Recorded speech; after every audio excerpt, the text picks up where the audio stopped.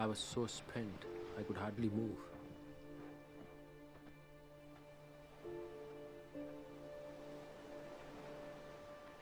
And so Richard Parker went ahead of me. He stretched his legs and walked along the shore. At the edge of the jungle, he stopped.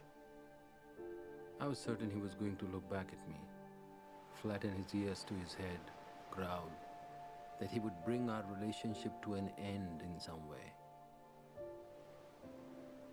But he just stared ahead into the jungle. And then Richard Parker, my fierce companion, the terrible one who kept me alive, disappeared forever from my life.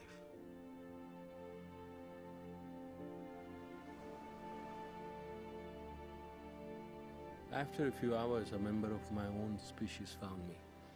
He left and returned with a group who carried me away.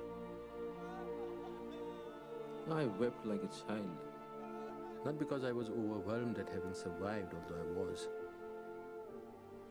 I was weeping because Richard Parker left me so unceremoniously. It broke my heart.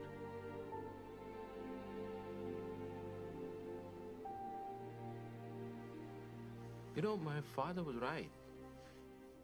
Richard Parker never saw me as his friend.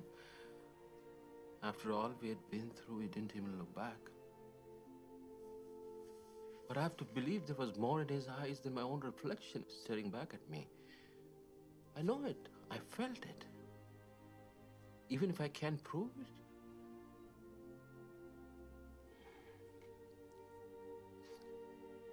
You know, I've left so much behind. My family, the zoo, India, Anandi.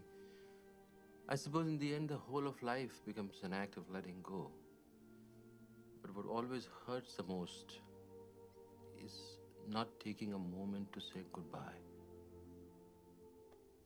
I was never able to thank my father for all I learned from him. To tell him without his lessons, I would never have survived.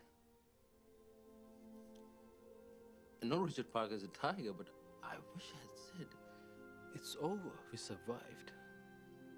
Thank you for saving my life. I love you, Richard Parker. You'll always be with me. I can't be with you."